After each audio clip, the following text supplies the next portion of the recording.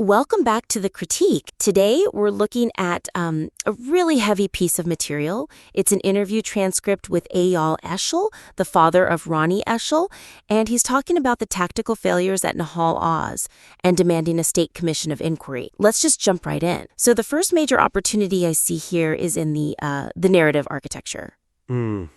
Specifically how it's handling the personal grief and the hard forensic evidence. Right. Right now, the material just weaves back and forth almost violently between the father's search for his daughter and then these cold, hard facts about intelligence. And I think that risks diluting the impact of the tactical stuff. I absolutely felt that whiplash reading it. I mean, one minute you have this incredibly raw description of him, walking. The mouse shouting Roni line. Yeah, that line is just, it's gut-wrenching. But then, almost in the same breath, we get these very specific data points that the terrorists knew the codes to the war room or the location of the generator. Exactly. And the weakness there is, I think it's about cognitive load. When a listener is deep in that emotional narrative, imagining a father in that situation, the critical part of their brain kind of shuts down for empathy. Right, you're feeling, not analyzing. You are. And by lacing the tactical data into that emotional scene, the intelligence failure gets processed as part of the father's subjective trauma, not as an objective security breach. So they knew the codes because of feeling of betrayal instead of a literal catastrophic operational failure. Precisely. It buries the lead under the weight of the emotion. Okay, so what's the fix? The suggestion is to adopt a much more compartmentalized structure. We need to treat the personal timeline and the forensic timeline as two separate pillars that run in parallel. And they only converge at the end? Only at the very end. I get that in theory, but my worry would be if you strip the emotion out of the forensic section, does it just become dry? How do you keep the listener hooked without Eyal's voice? You use the horror of the logic itself. I mean, think about that section where the text calls Nahal Oz an extermination zone. A death trap? Yes. That's your bridge. You start with that strategic definition. Nahal Oz was indefensible. You lay out the geography, the lack of weapons, and then you bring in the specific operational failures. Like the fence maintenance workers? Exactly. Let's talk about them for a second. It's a terrifying detail that the Gazan laborers were allegedly mapping the base while working on the fence, but right now it feels like a bit of a side note. It does, and that's a huge missed opportunity. We need to isolate that revelation. Don't present it as something Eyal thought about while he was grieving. No. Present it as a standalone indictment of the insider threat. The argument has to be the system didn't just fail to defend the base. It actively paid for the reconnaissance that led to its destruction. Wow. That is a much darker and, frankly, a much stronger angle. It is. So if we frame the whole maintenance workers thing as a counterintelligence failure, not just a political complaint about work permits, it lands so much harder. It implies the terrorists knew the weak points because they were the ones who were there fixing them. My God. And once you've established that, once the audience understands the terrorists had the codes and knew where the generator was before the attack even started, then you bring Eyal into the story. I see it. So Eyal arrives at the base, but we, the audience, we already know it's a death trap. We know the enemy had the keys. Right. And that completely transforms the father's arrival. It's no longer a story of discovery. It becomes a story of just tragic irony. We're watching him walk into a crime scene that we already understand, while he's still trying to make sense of the chaos. It actually heightens the horror. It does, because the audience is one step ahead of him, and we're burdened with the knowledge of why the base is silent. You're structuring it like a horror movie, not a documentary. You show us the monster in the closet before the victim opens the door. It's the only way to make sure the tactical failures really stick. The emotion lands harder because the context is already set, and the facts land harder because they aren't, obscured by tears. It's a bold restructure, but I think it's absolutely necessary. And this actually brings us right to the second major critique, which is about the language, the vocabulary of the argument. A key theme here is the attack on the conception, that military mindset that just dismissed all the threats. The problem is that the critique, it relies on really broad, abstract terms. You mean things like colossal failure, betrayal, blindness? Exactly those words. Look, they're powerful words, but we're months past the event now. They've become background noise. They have. They're buzzwords. Everyone uses them. Nobody really defines them. And the weakness is that by relying on these general accusations of arrogance, the argument just kind of blends into the background of all the other post-October 7th criticism. So we need to elevate it, make it more concrete. Yes. Less, they were arrogant, and more, here is the specific email they ignored. Here's the data. Here's the dismissal. Exactly.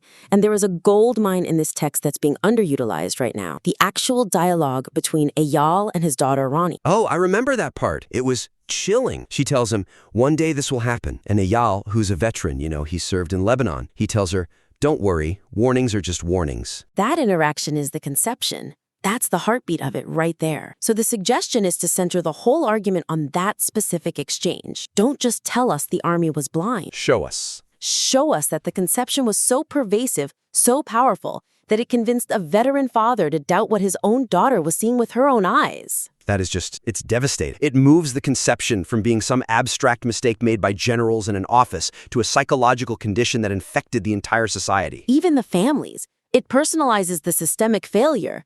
It shows that Eyal trusted the system more than the reality on the ground, because that system was built to project invincibility. Okay. What about the more administrative detail? I noticed that bit about the parents not having a phone number for the commanders. I love that detail, but again, right now it's framed as sort of a complaint about poor communication. And we can make it stronger. We can make it much stronger. The suggestion is to frame that phone number detail not as mere negligence, but as proof of the conception. Walk me through that. How? Well, think about it. If an army believes there is even a 1% chance that a base could be overrun, what's the very first thing they do? They set up an emergency contact protocol. They create an emergency communication protocol for family. The fact that there was no direct line to a commander isn't just bad admin. It is proof. It's proof that the system believed with absolute certainty that nothing bad could happen. That's a smoking gun found in a filing cabinet? It is. It's so mundane, but it proves the arrogance more than any speech ever could. It's bureaucratic. Exactly. And then building on that, we can revisit the fence maintenance thing we talked about earlier. Right. The text says the terrorists knew the weak points because they watched the repairs. If we detail that the repairs themselves provided the intelligence for the breach, it transforms the conception from a mindset into a specific, tangible operational security error. It proves the system wasn't just asleep at the wheel, it was actively helping the people trying to crash the car. I mean, it's a catch-22 of incompetence. They were fixing the fence to keep people out, while letting the people who wanted in watch exactly how they did it. And highlighting these specifics, the phone number, that father-daughter talk, the fence repairs, it just makes the argument unassailable. You can argue against a feeling like arrogance. You can't argue against the fact that there was no emergency phone line. It's a crucial distinction. It moves the debate from feelings to hard evidence. Which leads us perfectly to the third and final critique, the solution. The demand for a state commission of inquiry. Yes. And this is clearly the core goal of the piece. Eyal is incredibly passionate about it. He dismisses the other committees as parody or pathetic, which is a really strong line. It is, but I have to admit, as I was reading, I found myself asking, why? Why a state commission specifically? Right. For someone outside the Israeli legal bubble, a committee is a committee. Why is this one type of inquiry the only tool that works? The weakness here is that the text is really relying on moral authority. It's saying we need this because the tragedy is so great. Instead of, we need this because it has these three unique legal powers that nothing else does. That's the crux of it. The piece asks the audience to trust Eyal's judgment because he's a bereaved father. And while he has all of our sympathy, that doesn't win a legal argument.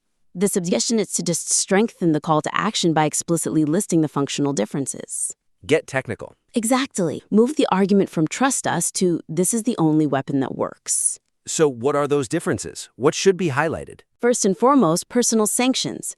The text mentions 924 casualties. We need to link that number directly to the legal ability of a state commission to warn and then sanction specific individuals.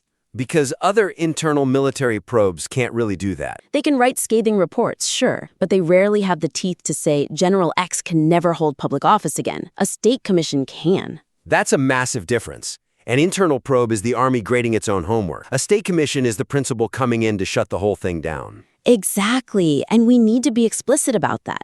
The listener needs to understand that asking for anything less is basically asking for a report that's just going to gather dust on a shelf. Okay, but there's a counter-argument in the text. The interviewer mentions the idea that the legal system itself might be biased, that the court has a side. Eyal addresses it, but he felt a little bit on the defensive. He was. He defends the judiciary by talking about the lack of interference in open fire regulations. He says, I was the one shouting the Army was too passive, not the courts.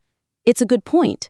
But we can pivot this from a defense to an offense. How do we do that? By using that exact same logic to prove the court's neutrality, the argument becomes, because the court didn't interfere in military operations, it is now the only neutral body capable of judging the operational failure. That is clever. So you can't blame the court for the Army's failure because the court stepped back. Therefore, the court is the only one with clean hands left to investigate. Precisely. It turns the skepticism about the legal system on its head. It frames the judiciary not as a political player, but as the only adult in the room who wasn't part of the conception in the first place. I like that. It strips the politics out and makes it about competence and neutrality. And finally, we need to sharpen the chain of command argument. The text says, no one took responsibility from Aleph to Tav, from A to Z. It's a powerful phrase, but again, a little abstract. So let's make it functional. A state commission is the only body capable of subpoenaing Tav, the very top of the pyramid, to explain why the Aleph, the warning, was ignored. That connects everything right back to the beginning. The Aleph was Roni. She was the warning. And the Tav is the leadership that ignored her. Yes. And only this specific legal instrument can draw a straight, legally binding line between Roni's warning on the ground and the Prime Minister's or Chief of Staff's decision-making in an office. Any other committee, the TAV, can claim executive privilege or security clearance. A state commission just cuts right through all of that. That makes the demand feel like a logical necessity for justice. Not just a political talking point. It stops being we deserve answers and starts being this is the specific mechanism for accountability. So to recap, we have a powerful source text here, but it needs sharpening to really achieve its goal. First, the narrative structure. Stop the toggling between emotion and fact. Build the death trap first with the tactical data. The fence workers, the codes, the generator. Let the audience understand the crime scene before the father ever walks into it. That preserves the forensic impact and actually amplifies the tragedy. Second, kill the buzzwords. Conception, betrayal, they're just too broad. Anchor the argument in the specifics. That heartbreaking dialogue between Eyal and Roni, and the damning administrative failures like the missing phone number. Show the mechanics of the blindness, don't just name it. And third, sharpen the legal demand. Move it from a moral plea for a state commission to a functional one. We need to clearly articulate that this is the only legal tool with the power to sanction the decision maker. And to connect the warning at the bottom to the failure at the very top. To the creator of this material, you have something incredible here. Eyal's story is one of the most important testimonies of this entire war. But because it's so important, the argument needs to be absolutely bulletproof. It can't just rely on sympathy. It has to rely on unassailable logic and clear structural storytelling. We really want to see this piece succeed. We want to see it change the conversation. So please, take these critiques, refine the structure, sharpen the legal arguments, and submit it back to us. Absolutely. We're ready for round 2 whenever you are. That's all for this edition of The Critique. Keep writing, keep fighting for the truth, and we'll see you next time.